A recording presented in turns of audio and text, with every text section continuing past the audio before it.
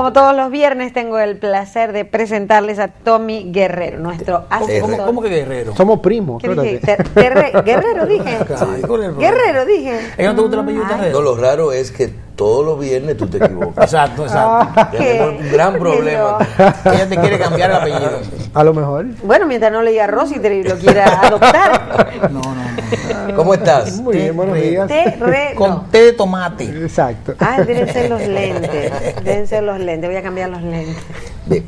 Antes de comenzar con el tema que nos traes hoy, hablábamos en el comentario anterior, en la noticia anterior, de la nominación ayer por parte del Partido Revolucionario Moderno de David Collado como candidato a alcalde del Distrito Nacional para estas elecciones. Estamos a 60 o 59 días de las elecciones y vemos un candidato que ¿qué posibilidad tiene David Collado de construir una candidatura a nivel de mercadeo con posibilidades? Primero tomando en cuenta quién es, o sea, no es un candidato, no es un desconocido para los votantes de esa zona. Y segundo, si es posible, el dinero influye. Tú estabas escuchando nuestra conversación y queremos tu opinión desde el punto de vista mercadológico sobre la candidatura y el posicionamiento que podría tener David Collado. Y es bueno decir que Collado hace acopio de las excepciones de la modernidad del partido. Porque el partido es el Partido Revolucionario Moderno, donde hay mucha gente de muchas canas. Ajá. Y él es de las excepciones que hay entre la modernidad. Bueno, pero te decía, el presidente, la vicepresidenta. Exacto. Hay tres modelos. No hay duda que los intereses económicos empresariales a través de la historia, no aquí, no, en cualquier parte del mundo, han influido siempre de manera importante en la balanza política. De hecho, para no hacer ejemplos locales, voy a hacer ejemplos internacionales. Hay un documental que se llama Titanes de la Industria, que habla de la historia de los principales empresarios de Estados Unidos, de los Rockefellers, de los JP Morgan, que es una serie, son como 10 capítulos que lo da History Channel, y habla de su carrera empresarial de cada uno de esos. Y ahí podemos ver cómo esos empresarios en algún momento de la historia se reunieron y lograron, nominar y hacer que un candidato presidencial ganara las elecciones de Estados Unidos sin haber tenido experiencia previa particularmente. Entonces, no es secreto de nadie que los intereses económicos influyen importantemente dentro de ese aspecto. Esto no es una elección presidencial, es algo, como tú mencionabas, es algo del Distrito Nacional específicamente, y ese endoso, vamos a decirle, desde el punto de vista, no sabemos si es, como tú decías, personal o empresarial. O de ambos. Pero ese endoso definitivamente aporta de manera importante. El segundo aspecto es que normalmente la política dominicana ha tenido una oportunidad de relevo generacional. Muchos de los cargos y posiciones electorales han sido prácticamente vitalicios, donde los políticos no se retiran y los partidos no traen sangre nueva. Entonces, David Collado está apelando a ese cambio de un candidato que ya tiene mucho tiempo en la posición y que no sé, porque no tengo la información. Una de las cosas que se analizan políticamente siempre es la tasa de aceptación y la tasa de rechazo. Mucha gente no sabe que Hillary Clinton y Donald Trump tienen la más alta tasa de rechazo de ambos partidos. Entonces, una tasa de rechazo no quiere decir que no van a votar por él, sino que encuentran aspectos negativos en su figura, en su imagen o en su comunicación. Entonces, hay que ver cuál es la tasa de rechazo y aceptación que tiene el síndico actual en la capital, porque evidentemente tiene mucho tiempo en la posición y hay que ver cómo qué tipo de reacción positiva o negativa. Desgaste natural. Exacto, el desgaste natural del tiempo. Entonces, de repente llega este candidato que no es un extraño en donde está trabajando, porque tiene una carrera que me inclino a pensar que su estrategia, que viene ya de muchos años, ha sido pensada muy bien durante mucho tiempo, porque él se ha ido involucrando poco a poco dentro de las cosas que tienen que ver con la circunscripción y se ha dado a conocer de manera pública con aportes, vamos a llamar, de manera positiva de lo que tiene que ver. Entonces, en cuanto a que falten 2 meses, aquí de repente conversando con ustedes estamos hablando de que si tiene posibilidades o no. Vamos a hablar de lo que tiene que ver con su plan de comunicación. Tú decías que tiene un respaldo interesante con muchos recursos, eso también ayuda bastante, pero estamos hablando de que si vemos la penetración de Internet en República Dominicana ronda el 50%. En la circunscripción del Distrito Nacional, la penetración de Internet llega casi al 90%. Entonces, un candidato que tenga la capacidad de tener los recursos necesarios, la estrategia correcta, puede llegar a todos los votantes de una manera rápida, impactante y detallando su mensaje y su plan político de manera importante en el mundo digital. Quiere decir que no tiene que apoyarse tanto en la política tradicional de caravaneo y hacer una serie de cosas, porque donde él está postulándose, definitivamente puede llegar de manera rápida e impactante a través de los medios digitales. Una pregunta, Tommy. Ojalá que nosotros pudiésemos tener una visión en el país de hacer campañas de esa naturaleza. En Estados Unidos te ponen un afiche de este tan pequeñito así en la grama, ¿verdad? Tú lo ves ahí, entonces te lo quitas y lo guardas, ya no pasa nada. Y te conectas por internet. Esos emprendedores o empresarios norteamericanos, Rockefeller y ese grupo que influenciaban, tú decías que influenciaban, y tú lo ves, Titanic de la industria, ¿verdad? Sí. Que es un documental, y pusieron presidentes. ¿En qué tiempo lo pusieron? ¿En 2 meses? Bueno, era otra época. Bueno. Era otra época donde la comunicación era menos. No había ni siquiera vehículos, no había ni siquiera televisión, entonces se manejaban otros tiempos. Ahora podemos ver que hay campañas, hay productos que se lanzan en menos de 2 meses y tienen un impacto importante en el mercado para hablar de marcas y hablar de cosas en el mercado. Entonces, no estoy diciendo que vaya a ganar o no. Tiene algo a favor, el David Collado. Es que está un candidato que tiene ya 3 periodos y va para un 4º. Y eso debe haber una lógica de cansancio. Como te decía. Pero mira, fíjate que, y perdóname, Michelle, que Roberto ha tenido suerte con todas las cosas que hace. Y ahora le está criticando mucho lo de Francina, porque se ve mucho como populismo. Pero mira, puso un Soberto y todo el mundo lo criticó y salió bien. Puso una playa en el malecón y todo el mundo lo criticó y salió bien. Ahora lleva a la Francina, porque tú te pones a ver y los candidatos a vicesíndico, ¿qué es lo que hace? ¿Quién es el vicesíndico del emprendedor? Eso sería un buen dato. Tiene que ser una vicesíndica. La esposa de Alfredo Pacheco. La esposa de Alfredo Pacheco. Pero Alfredo lo apoyó a él. Y Alfredo va como un candidato a diputado. Porque es una alianza de todo esto, ¿no? Pacheco. Pues ella era digna, ella era diputada. Sí, es correcto. O sea, pero, señores, el que va candidato a vicesíndico sabe que no va a hacer nada, lamentablemente. Mira, nadie se acuerda. Pero que nadie se lo da. Nadie se acuerda quién es el vicesíndico. Yo estuve leyendo cuáles son las responsabilidades de los vicesíndicos y lamentablemente es casi una figura decorativa. Sustituir al síndico. Exacto, es casi una figura decorativa. Oye, sustituir al síndico cuando él le dé la gana. Y que puede representarlo en ciertos eventos donde tiene que ir.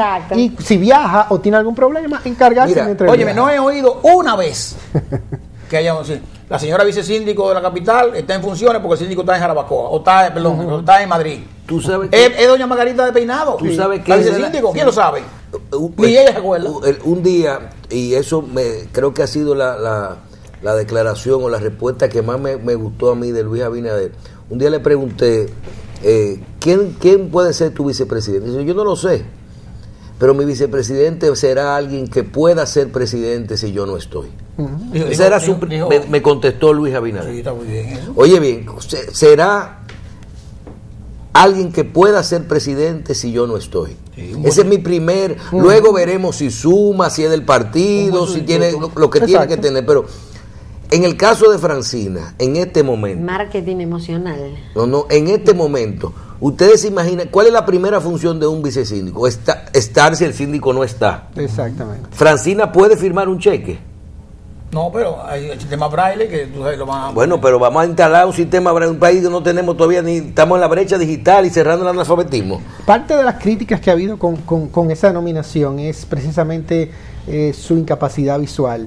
Lamentablemente, porque es algo trágico que le pasó. Ella no nació con eso, pero la criminalidad. Pero también no es del partido, tiene muchísimas cosas. O sea. No, porque no tiene que ser partido. Pero no hay duda que el equipo político de Roberto Salcedo, como tú decías, Andrés, ha trabajado de manera muy inteligente, a pesar de que no es un síndico necesariamente por los números que por pocos números que se ha podido ver, como te decía, tiene tal vez una tasa de aceptación en ciertos sectores que no es la mejor, sí, pero ha trabajado muy bien su estrategia política, sí, y están los resultados ahí. Hay que ver ahora, como te decía, con el caso de Collado, por eso te decía que es interesante lo que va a pasar en estos 2 meses, y todo el que trabaje en marca o estrategia política se va a dar un festín ahora en lo que va a pasar estos 2 meses. Te va a llamar bien. Ojalá, estamos a la orden para hacer cualquier candidato. Para contrataciones. Entonces, es un choque. Aquí le vamos a decir a Tania, que está ahí también, que está, claro, el PQDC, que sí, también sí. se vea. Porque... es un choque de titanes interesantes lo que está pasando, porque tienes el candidato que tiene ya muchos periodos y ha hecho un trabajo bueno o malo, dependiendo quién lo evalúe, y tiene un candidato nuevo, un joven relativamente en la política. Por eso decía que una de las oportunidades que tiene la política dominicana es el tema del relevo, donde muchas posiciones se quedan casi vitalicias. Entonces, es interesante. Y te decía que en esta circunscripción, la ventaja que te dan los medios digitales para llegar rápido y de manera impactante y con mucho detalle, puede hacer obviar los métodos de campañas tradicionales en 2 meses que quedan de campaña. ¿Tú sabes que el emprendedor no tiene mucha tasa de rechazo? No. Eso es interesante. Eso es interesante. Él sube y... y yo creo que ha hecho una labor también ahí en la Cámara de Diputados, no tanto exposición pública, un poquito pasiva, pero ha hecho un trabajo ahí adentro. Más su exposición pública por lo que lo llaman el emprendedor, que es su programa. No, él tiene el programa, tiene la revista y tiene la feria que realiza anual, que es la Feria de Emprendedores. La revista es la que trajo a los invitados, a George Bush, ¿te acuerdas? El grupo eso, y también a Giuliani, que fue esa entidad que lo trajo. Sin embargo, es bueno resaltar que el emprendedor va a tener 2 meses de campaña, casi 2 meses, pero era una noticia que se sabía, inclusive él fue proclamado por el Partido Revolucionario, el Partido Reformista, hace ya 2 o 3 meses. Eso es correcto. O sea que no es algo que se sabía. Todo va a depender también de que si él inicia ahora o si él venía haciendo un trabajo a nivel de las estructuras, de las bases, de los votantes, que tal vez no... Acuérdate lo que dijo Fello Suberví ahí, el tema de la imposición que había. Sí, pero lo que pasa es que nosotros no podemos hablar las cosas. Lamentablemente fue muy tarde que uno vio la noticia, pero tenemos que ver cómo fue propuesto. ¿Quién lo llevó? Si fue en la alianza por el Partido Reformista, si fue como candidato del Partido Revolucionario Moderno. Yo mismo vi... Ahí estaba Milagros de Bosch. Yo veo las vallas no son del Partido Reformista, son... Aparecieron cuando las vallas llegaron. En un día, minaron la capital. Las vallas son del Partido Revolucionario Moderno. Eso es importante, no son vallas son azules o sea que si ellos se fueron con esto, entonces ellos tendrán la seguridad de que el candidato no va a ser impugnado por el tema de la sentencia que favoreció a Fello Suberví en el Tribunal Constitucional. Sí, eso habría que ver. Ahora mira, tú sabes que tú decías algo del tema del continuismo de los políticos, porque fíjate que los jóvenes hablan muy mal del caudillismo. Totalmente. Hasta que llegan a viejo.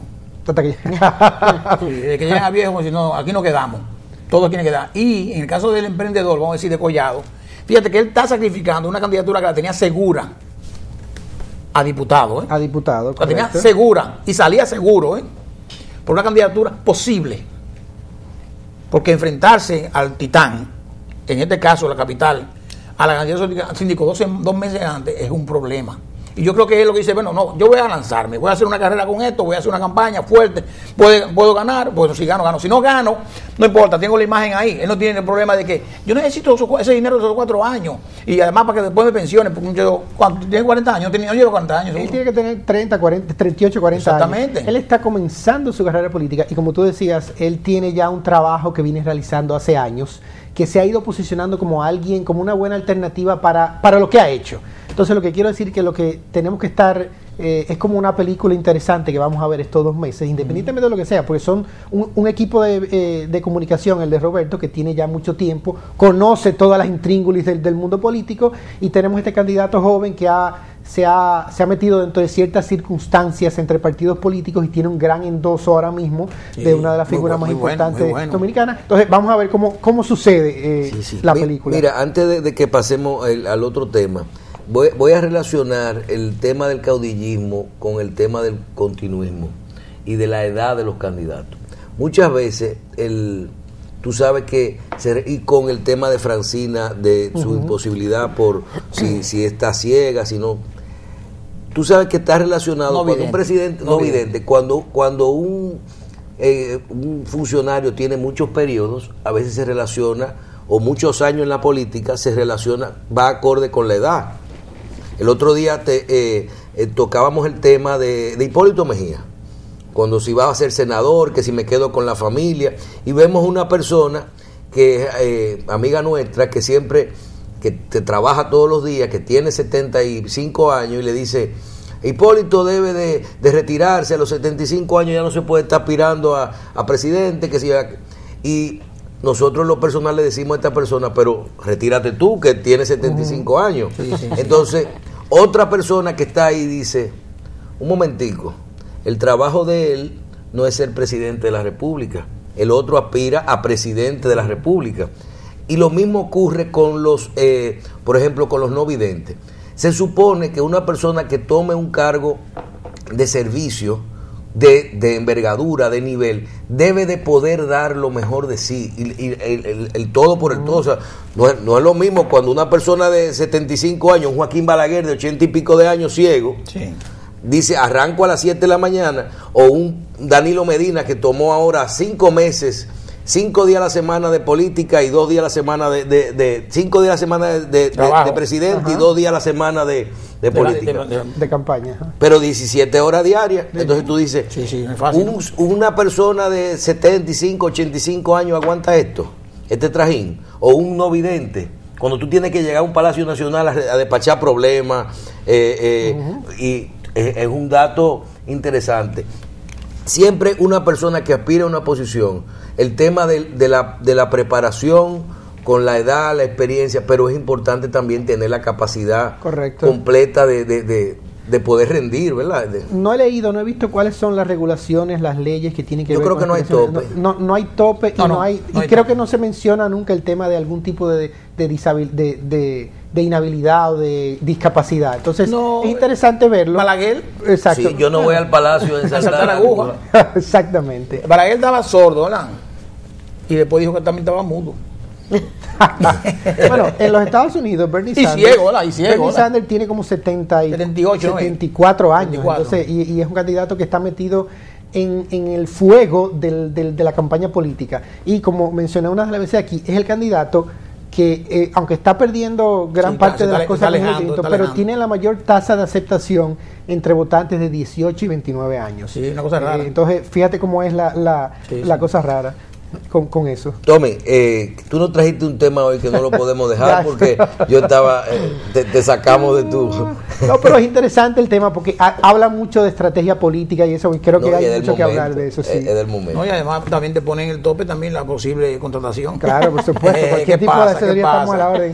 Tenemos muchas oportunidades con los candidatos en este país. Además, ser asesor directo o indirecto del grupo Vicini, eso es interesante.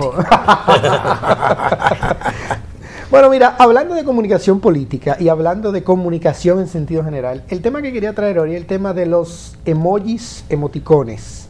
Esas figuritas, caritas, manitos, corazoncitos que estamos utilizando todos prácticamente en lo que tiene que ver con redes sociales y con WhatsApp y con mensajes y ese tipo de cosas. Una de las cosas interesantes es que, y quiero traer, es que ya este tipo de comunicación, los emoji, la palabra del año pasado del diccionario Oxford en inglés fue un emoji, no fue una palabra en el sentido que nosotros conocemos la palabra. Fue la carita sonriendo con las 2 lagrimitas de risa, de la importancia que está tomando esto. Entonces, aunque nosotros vamos por la vida sin darnos cuenta, en la comunicación cara a cara, los seres humanos vamos imitando, replicando las reacciones y expresiones de la persona con la que estamos interactuando, de manera sutil o de manera obvia. Y esto habla mucho de lo que nosotros como seres humanos necesitamos para desarrollar la empatía y las relaciones. Por eso, hasta hace como 10 años, 15 años, que ya a finales de los 90, que se desarrollaron los emoticons, la comunicación digital no tenía esta capacidad de comunicar emociones de una manera importante. Entonces, han venido a revolucionar lo que nosotros hoy conocemos como comunicación digital. ¿De dónde salen los emojis? Los emojis surgieron a finales de la década de los 90, donde un japonés que trabajaba en una de las grandes telefónicas japonesas se inspiró en los simbolitos de las predicciones del tiempo en televisión, esas nubecitas y esos rayos que habían ahí. Él comenzó a mirar y comenzó a crear algunos emojis que representaran las emociones del ser humano. Mucha gente no sabe que los emojis son utilizados hace muchos años ya en Japón, en las compañías telefónicas, que ya lo tenían asignado. Luego Apple los popularizó de este lado del mundo y luego la plataforma de Android. Pero de alguna manera, cuando hablamos de emoji, más del 75% de las personas que tienen entre 18, 13, desde 13 años hasta los 35 años, utilizan ya los emojis de manera regular. Esto ha hecho que se obvien ya muchas palabras y sean solo expresadas a través de este tipo de caricaturitas.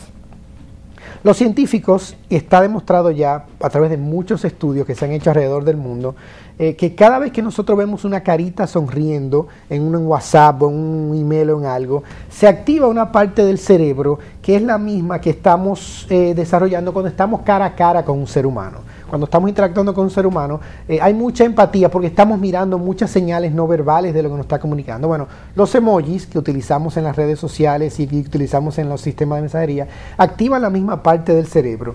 Lo más interesante de esto es que esta es una capacidad con la que el ser humano no nace, sino que hemos aprendido en los últimos años por el desarrollo de este tipo de comunicaciones. Nosotros no nacemos con la capacidad de interpretar una carita y asumir una emoción. Lo hemos desarrollado ya como parte de la evolución del ser humano. Y esto ha hecho que de alguna manera los patrones de comunicación cambien, porque ya esas caritas son interpretadas por el cerebro como señales no verbales de la comunicación. Lo que es interesante decir de manera tan importante. Es tan importante que, y es lo que quiero traer, que ya grandes marcas en los últimos 2 años han desarrollado campañas publicitarias basadas solamente en emoticones. Instagram publicó un dato interesante que dice que de los 10 principales emoticones que se utilizan en su red social, 6 son caritas y los otros 4 hablan de algún tipo de emoción que se está comunicando. Y también demostró que de alguna manera cada vez que se utilizan los emoticones está disminuyendo los tipos de palabras que se están utilizando. Es decir, lo que quiere decir que está habiendo un balance entre cada vez más utilizamos grafiquitas y cada vez menos estamos utilizando palabras para comunicarnos de manera digital. No sabemos, la tendencia dice que ese porcentaje va a ir aumentando gradualmente y se dice, mucha gente, yo he visto ya ejemplos, como decía, de campañas publicitarias donde no hay una sola palabra en los comerciales, ya sea de manera audiovisual o en fotografías, no hay una sola palabra, sino que solamente se están utilizando emoticones. Uno de los problemas, y quiero traer 3 consejos ya para concluir con este tema de hoy, es que compañías como General Electric, PETA, CNN desarrolló emoticones de cada uno de los candidatos presidenciales en Estados Unidos para utilizarlos. Estamos hablando que compañías como Burger King, IKEA, Bud Light ya han desarrollado emoticones de sus marcas y que se están siendo integrando en sus campañas publicitarias. Entonces, 3 consejos básicos. Usted, si quiere comenzar a trabajar como marca, como persona, como empresa y meterse ya en comunicación para un público tal vez mucho más joven, es que tiene que saber lo que significa cada emoticón. Eso es lo que yo iba a preguntar. Yo en la mitad yo no sé lo que significa. Si la mayoría de nosotros, me incluyo, no sabemos. Yo estuve leyendo un reportaje de que hay unas caritas que nosotros utilizamos muchas veces como alegría, que en la realidad el origen no significa alegría. Lo mismo, si se fijan ahora, tenemos corazoncitos de diferentes colores. Bueno, cada corazoncito tiene un significado diferente y nosotros tenemos que saber antes de utilizarlo para no estar enviando mensajes diferentes. Entonces, es interesante porque hay muchos emoticones que nosotros pensamos que puede significar algo y si usted hace una simple búsqueda en Google de cualquier carita esa le va a decir automáticamente lo que significa. Así que tengan cuidado con lo que está comunicando antes de entrar en ese tipo de comunicación. Si ve el corazón partido, ya tú sabes, eso sí tú lo entiendes. Te votaron. Mira, antes de cerrar, tú sabes que tú hablabas de las emociones a nivel de este tipo de símbolos y te voy a decir algo. Los que tenemos hijos adolescentes o jóvenes, como en mi caso, venimos hace tiempo con una preocupación que es que la relación entre los jóvenes, ya con las redes sociales y la computadora, han perdido lo que se llama la parte personal. O sea, yo no veo, por ejemplo, un joven enamorándose. Me imagino que pondrán un vamos a salir. Sí. ¿Será que algunos de estos símbolos le dan la parte personal al tema de las redes sociales. O sea, la parte emotiva que perdieron, que el texto no lo da. Que el texto no lo da. Como decía, los emoticones han venido a traer la parte emocional a la comunicación digital. Y un aspecto que estuve también investigando para tratar el tema es que es más fácil decir cualquier cosa con una carita o de manera digital que decirlo cara a cara. Como tú decías, ya los jóvenes se enamoran a través de WhatsApp. Tienen conversaciones que para nosotros, que podemos estar sentados al lado de alguien, puede parecer fría y tú ves que no se está riendo, pero lo más seguro esa persona está teniendo una conversación amorosa o de chiste con alguien del otro lado de la red social y tú no estás mirando una expresión física tal como nosotros la conocemos tradicionalmente, porque ya es más fácil tú mandar cualquier tipo de mensaje, bueno o malo, a través de un emoticón o un texto digital. Bien. Yo recuerdo la época en que tú te parabas e invitabas a una señorita a bailar. Y en las últimas etapas tú dices... ahora es un WhatsApp. Ahora sí, había que ir y pedirle permiso al que tú veías que era el jefe de la mesa. Al jefe de la mesa, ¿verdad? Sí. Señor. Sí. Entonces, mira esa carita, ¿qué significará? Hoy es viernes. Bien. Y el cuerpo lo sabe. Tommy, muchas gracias. Nos vemos la próxima semana. Qué bien. Tommy Guerrero estuvo con nosotros. Lo dije bien, ¿verdad? Estuve practicando mentalmente todo el tiempo que él estuvo hablando. Si tú estuviste practicando, tienes que revisar el cerebro. Tommy, muchísimas gracias. Y muchos corazoncitos. Claro, gracias. Gracias. Pero no partido.